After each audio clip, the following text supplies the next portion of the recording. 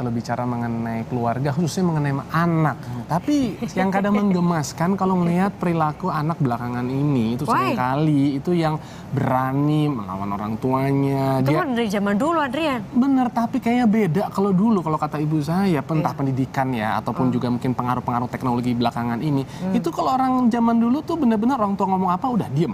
Nurut aja, mungkin dalam hatinya tuh mereka ada menyimpan mungkin kekecewaan atau ketidaksukaan, tapi tidak diekspresikan. Tapi kalau belakang ini, itu semuanya tuh cenderung lebih ekspresif. Tapi baik atau buruk sih, kita ngobrol-ngobrol aja yuk langsung dengan pakarnya nih. That's correct. Tapi mungkin aku bisa melihat itu dari sisi positifnya sih, Adrian. Apa? Sebenarnya kurang ajar itu artinya tuh apa gitu? Apakah memang betul-betul kurang ajar karena berkata kasar? Apa hanya karena dia bertanya kembali gitu karena penasaran? Nah, itu bisa menjadi pertanyaan juga kan. Di sini sudah ada Mas Alex Riwana. Hai, selamat pagi Mas Alex.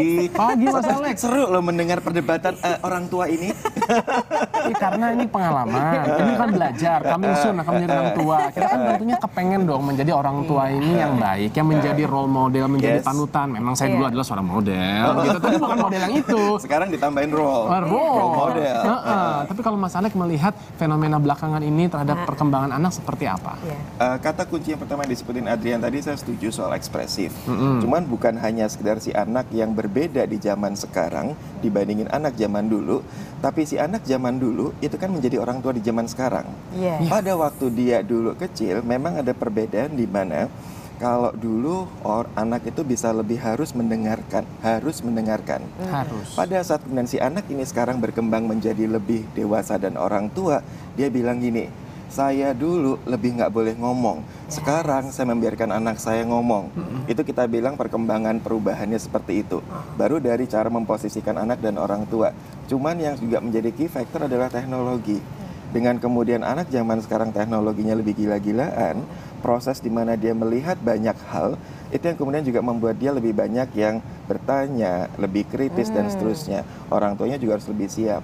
Itu yang kita bilang bahwa zaman sekarang tantangannya lebih gede, nggak cuman hanya karena bahwa si anak lebih ekspresif, tetapi karena intervensi dari luar rumahnya juga lebih intens. Tantangan yang ada sekarang yang dihadapi anak, terus dampaknya pada anak itu apa, Mas Alex? Kalau kita bicara sekarang perubahan juga yang saya lihat banyak terjadi, anak ini kan banyak sendirian, lebih banyak sendirian di rumah, atau kemudian bersama misalkan pengasuhnya, sementara orang tua dengan tuntutan zaman lebih banyak bekerja dari luar rumah. Sekarang kita bilang, apa pengaruhnya kalau kemudian anak lebih kemudian mendapatkan pola asuh atau kemudian bimbingan yang berbeda-beda. Orang tuanya bilang A, syukur-syukur kompak bapak dan ibunya, ya kan? Bisa saja orang tuanya nggak kompak, pada saat orang tuanya pergi, kemudian di rumah yang mengasuh dia, di sekolah temennya, pada saat dia pergi ke rumah temennya, dia melihat orang tua temennya seperti apa. Ini yang kita bilang bahwa seberapa jauh orang tua itu bisa jadi role model yang sampai anak bilang pegangannya gini, oh kalau dia lihat di TV, oh kalau dia lihat di rumah temennya, tetapi dia bilang orang tua saya ngajarin gitu. Ini yang kita bilang tantangannya orang tua bisa menanamkan rasa yang benar dan nggak benar seperti apa. Oke, nah sekarang Mas Alex ini kan pakarnya masalah karir juga nih. Saya pengen kaitkan. Aduh, serem dibilang pakar.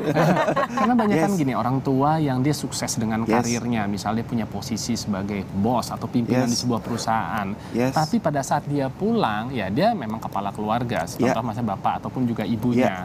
Tapi gimana caranya atau tips dari Mas Alex untuk dia bisa memposisikan, untuk dia tetap menjadi orang tua yang bisa menjadi panutan dan bukan menjadi sosok yang kayak ditakuti gitu loh di dalam rumah tangga.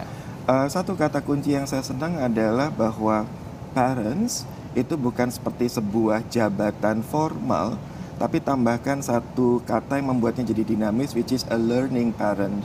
Orang tua yang selalu belajar. Kalau kemudian dia punya posisi di luar di kantor seperti apa, pada saat di rumah dia belajar bersama anaknya. Bahwa dulu dia menjadi anak, sekarang jadi orang tua, dia belajar. Dulu orang tuanya ngajarin A, dia harus belajar untuk dia adaptasikan di zaman sekarang. So istilah the learning parent buat saya menjadi tips yang paling jitu, karena kita nggak punya primbon lakukan A, B, C, D. Tapi baseline-nya adalah selalu belajar. Belajar, contoh yang paling sederhana adalah mungkin kita lebih tua dari anak, well definitely pasti lebih tua dari anak. Cuman apakah kita selalu tahu apa yang ada dalam pikirannya dia? Saya punya satu pengalaman pada saat anak di rumah lebih tidak mau makan sesuatu yang saya pikir bahwa itu harus dia makan. Kalau kita bilang we knew everything, yang mana sehat buat dia, mana yang baik buat dia, kita bilang nak makan, nggak usah milih-milih makanan, ini bagus buat kamu. Tapi yang lupa kita lakukan adalah kita stop dulu dengan kita bilang, nak, why you don't want to eat this? Kenapa nggak mau makan ini? Itu kan proses belajar untuk memahami. Proses membuat bahwa si anak bisa memahami apa yang dia mau, tidak mau, itu proses pendewasaan dia nanti kalau misalkan mulai dari milih jurusan sekolah, milih kerja, proses pendewasaan itu yang penting. Jadi diberi pemahaman. Nah, kita juga mengundang Anda untuk berinteraksi dengan kami. Anda bisa langsung telepon kami di 29546188 untuk Anda yang di Jabodetabek. Sementara Anda yang di luar Jabodetabek di 02129546189. Jadi tidak boleh ini juga ya Mas, intinya mengajarkan anak dengan cara yang otoriter misalnya. Kamu harus begini, terus tanpa penjelasan itu tidak relevan lagi untuk digunakan saat ini. Karena di zaman sekarang akan tanya, kenapa enggak? Orang tua nggak akan bisa berkelahi dengan bilang karena aku orang tuamu. Nggak kelar. Kamu anak kecil. Kamu anak kecil. Zaman sekarang harus diberikan reason. Oke, kalau misalnya mau menjadi role model, otomatis kita sudah harus tahu apakah kita orang tua yang baik, sudah menjadi orang tua yang baik atau belum. Lalu bagaimana kita sebagai orang tua bisa mengukur bahwa ya ini standar saya ini memang sudah baik. Kadang-kadang kan ada ya orang tua yang suka teriak-teriak gitu sama anaknya. Is that a good role model? Enggak juga kan? Buat saya mungkin kita coba ciptakan indikator-indikator yang sampai orang tua bilang gini, ada yang salah nih, atau bilang oh so far masih aman. Contoh, seberapa jauh anak lebih dalam tanda petik memilih bersama kita atau memilih bersama orang lain pada saat dia masih kecil. Itu kan nggak bisa dibohongin. Itu indikator paling dasar. Pada saat dia mulai bisa ngomong, mulai dia bisa lebih berinteraksi, seberapa dia lebih ngobrol terbuka dengan kita atau lebih keep. Karena dia nggak nyaman pada saat dia bertanya, udah dijudge dulu sama orang tuanya. Atau pada saat dia lebih bisa mengeluarkan statement, tiba-tiba dia tanya, Mama kapan pergi dinas keluar kota lagi? Oh, kamu senang dapat oleh-oleh ya kalau Mama pergi, kok Papa pergi? No, rumah lebih damai kalau nggak ada Mama. Itu yang kita bilang lebih peka pada hal-hal yang kita bilang kecil-kecil, tapi bisa menjadi indikator kualitas hubungan dengan anak. Atau tiba-tiba selalu si anak bilang, ibunya ini, mamahnya ini, papahnya si ini. Udah mulai membanding-bandingkan. Oke. Sebelum kita berlanjut mengenai hal tersebut, kita akan menyapa dulu Mbak Pratiwi yang ada di Bogor. Selamat pagi Mbak Pratiwi. Iya, selamat pagi. Iya, silakan langsung pertanyaannya ke Mas Alex. Jadi kan saya punya adik SMP. Ya. Terus saya punya adik lagi 1 tahun lebih 1 bulan. Oke. Nah, dia itu rasa cemburunya sangat tinggi, itu gimana saya cara kasih tahu dia gitu? Apanya sangat tinggi Mbak Pratiwi? Rasa cemburu. Rasa cemburunya. Si adik SMP ini dengan adiknya yang sekarang 1 tahun? Iya. Oke, sip. Makasih Mbak Pratiwi. Mbak Pratiwi ini berarti sebagai ibunya ya? Tadi sebagai kakaknya, kayaknya kakaknya ya. Dia punya adik yang cukup jauh nih cukup usianya. jauh, berarti dalam tanda petik kakak sulung yang juga bisa bertindak seperti orang tua. Yang namanya cemburu itu kita bilang seperti layaknya sibling rivalry, persaingan antar saudara gitu. Cuman bahwa persaingan ini sebetulnya biasanya ditimbulkan dari rasa insecure, dari rasa nggak aman. Tiba-tiba bahwa orang lebih fokus pada adiknya yang kecil dan seterusnya.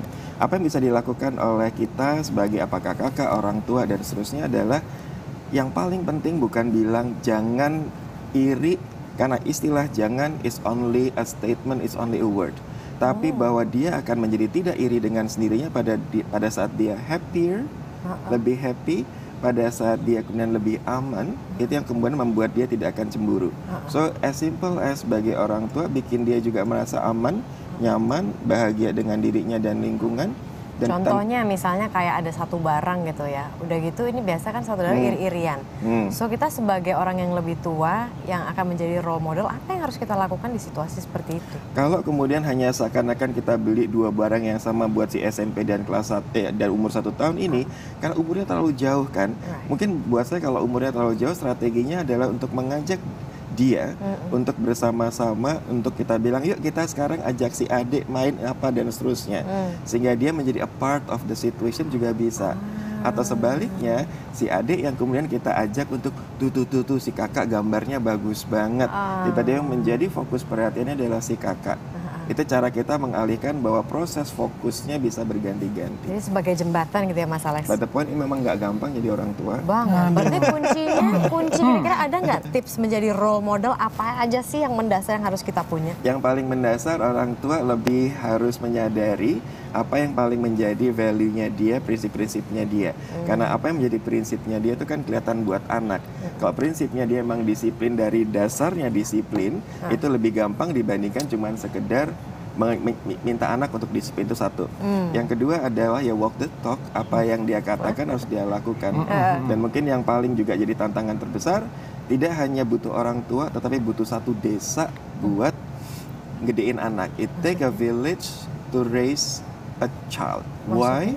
Karena kalau cuma orang tua nggak dampingin seterusnya si anak, bisa saja ada mbak di rumah, guru di sekolah, teknologi dari media yang dia tonton, sehingga dia bilang what kind of village, what kind of environment yang kemudian paling ideal buat anaknya itu juga harus di-create. Karena orang tua nggak bisa kerja sendirian. Wow, terima kasih sekali Mas Alex. Ini jadi membuka juga pencerahan kita di pagi hari ini. Memang beragam sekali ya, memang cara orang untuk mendidik anaknya. Tapi tiap-tiap orang juga mungkin memiliki parameter khusus untuk bisa menunjukkan bahwa dirinya adalah sukses atau tidak sebagai orang tua. Tapi kalau saya secara pribadi sebagai orang tua, saya baru akan merasa diri saya sukses sebagai orang tua apabila misalnya Sharla ataupun anak saya nanti yang kecil akan bilang my model atau enggak my parent is my role model. Aduh, itu bahkan benar-benar membuat saya meletek gitu. Mungkin suatu hari saya akan bisa mendengar kata-kata itu langsung keluar dari mulut anak saya. Karena orang tua jadi titipan dari sang Tuhan, dari Tuhan untuk ini kan, untuk membesarkan anaknya. Betul, Mas cuma titipan. Aduh, damai banget emang kalau bicara sama saya. Banget. Banget. Makanya kita undang ke sini kan jadi zen gitu. Thank you so much Mas Alex. Thank you for coming Mas.